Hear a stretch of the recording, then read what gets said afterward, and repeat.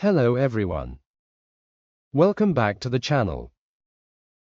I hope you're doing well. In today's video, I'm going to explain how to use this NPSHA horizontal pump calculation Excel sheet. This Excel sheet has been developed to help engineers quickly calculate the corrected net positive suction head available, commonly known as corrected NPSHA, and the NPSH margin for a horizontal centrifugal pump. These calculations are very important because insufficient NPSH can lead to pump cavitation, which may result in excessive vibration, noise, reduced pump performance, impeller damage, and premature equipment failure. This Excel sheet performs all the calculations automatically. You only need to enter the required information in the yellow-colored input cells. So, without wasting any time, let's begin. Step 1: Suction head. Let's start with the first input, which is suction head. The suction head is the pressure head available at the suction nozzle of the pump. Normally, this value is obtained from the pressure gauge installed on the suction side of the pump or from the hydraulic calculation prepared by the process engineering team. If the pressure gauge indicates a positive pressure, simply enter it as a positive value. If the gauge indicates vacuum, convert that vacuum reading into an equivalent negative pressure head before entering the value. Please make sure the value is entered in feet of liquid. If your pressure gauge reading is available in psi, bar, or kilopascal, convert it into feet before entering the value. One important point to remember is that you only need to enter the suction head when the NPSHA value is not available. If the NPSHA has already been calculated by the process engineering team, you can leave this field blank. Step 2: NPSHA provided by process. Now let's move to the second input. This is NPSHA provided by process at pump centerline. In many projects, the process engineering team already calculates the available NPSH during hydraulic calculations. If that value is available, simply enter it in this field. When you enter the NPSHA value, there is no need to enter the suction head or the vapor pressure head. The Excel sheet will automatically use the provided NPSHA for all further calculations. Step 3: Vapor pressure head. The next input is vapor pressure head of liquid. Every liquid has a vapor pressure. This value mainly depends on the temperature of the liquid. Normally, the vapor pressure head is available from the hydraulic calculation prepared by the process engineering team. Enter this value in feet. Again, remember that this field is required only when the NPSHA value is not available. Step 4: Pump centerline above grade assumed by process. The next input is pump centerline above grade assumed by process. During hydraulic calculations, the process engineer assumes a pump installation height above the plant grade. Enter that assumed elevation in feet. This value will later be compared with the actual installed pump elevation. Step 5: Actual pump centerline. Now let's enter the actual pump centerline. As shown in the figure, the dimension h represents the vertical distance from the pump centerline to the grade level. This value is obtained from the pump general arrangement drawing, commonly called the pump GAR drawing. Enter this value in feet. If the actual installation height differs from the process engineering assumption, the Excel sheet automatically corrects the NPSHA. Step 6: NPSHR provided by vendor. The final input is NPSHR provided by vendor. NPSHR stands for net positive suction head required. This value is supplied by the pump manufacturer. You can find it in the pump performance curve or in the vendor datasheet. Always use the NPSHR corresponding to the rated operating flow. Enter the value in feet. Output. Now let's look at the results. Once all the required information has been entered, the Excel sheet automatically calculates the corrected NPSHA and the NPSH margin.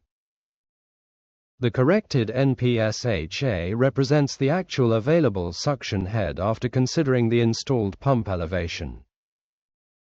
The NPSH margin is simply the difference between the corrected NPSHA and the vendor's NPSHR.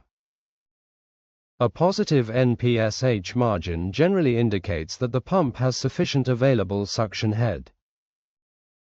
If the margin is very small or negative, the pump may be at risk of cavitation. Now let's understand this with two practical examples. Example 1: NPSHA available. In the first example, let's assume the process engineering team has already provided the NPSHA. The available NPSHA is 30 feet. Since the NPSHA is available, I'll leave the suction head field blank. I'll also leave the vapor pressure head field blank. Now I'll enter 30 feet in the NPSHA field. The process engineer assumed the pump centerline to be 4 feet above grade. I'll enter 4. According to the pump guard drawing, the actual pump centerline is **6 feet. I'll enter 6. Finally, the vendor's NPSHR is 18 feet. I'll enter 18. That's all. Immediately, the Excel sheet calculates the corrected NPSHA and the NPSH margin. This method should always be used when the process engineering team has already calculated the NPSHA. Now I'll click the Reset button and move to the second example. Example 2: NPSHA not available. Now let's assume that the process engineering team has not provided the NPSHA. Instead, we only have the suction pressure information. The suction head is 32 feet. I'll enter 32. The vapor pressure head is 2 feet. I'll enter 2. This time, I'll leave the NPSHA field blank. Now I'll enter the remaining values. The assumed pump centerline is 4 feet. I'll enter 4. The actual pump centerline is 6 feet. I'll enter 6. Finally, the vendor's NPSHR is 18 feet. I'll enter 18. As soon as all the information is entered, the Excel sheet automatically calculates the available NPSHA, applies the installation correction, and finally calculates the corrected NPSHA and the NPSH margin. No manual calculation is required. Everything is performed automatically. Quick summary. Before we finish, let's quickly summarize the two methods. If the process engineering team provides the NPSHA, simply enter the NPSHA value. Leave the suction head and vapor pressure head blank. If the NPSHA is not available, leave the NPSHA field blank. Instead, enter the suction head and the vapor pressure head. The Excel sheet automatically identifies the correct calculation method and performs all calculations. Reset button. Whenever you want to perform another calculation, simply click the Reset button. The Reset button clears all input values while keeping all formulas protected. This allows you to perform multiple calculations quickly and safely. Conclusion. That's how you use the NPSHA horizontal pump calculation Excel sheet. I hope this tutorial helps you understand how to calculate the corrected NPSHA and verify the NPSH margin for horizontal centrifugal pumps. If you found this video useful, please like the video, share it with your colleagues, and subscribe to the channel.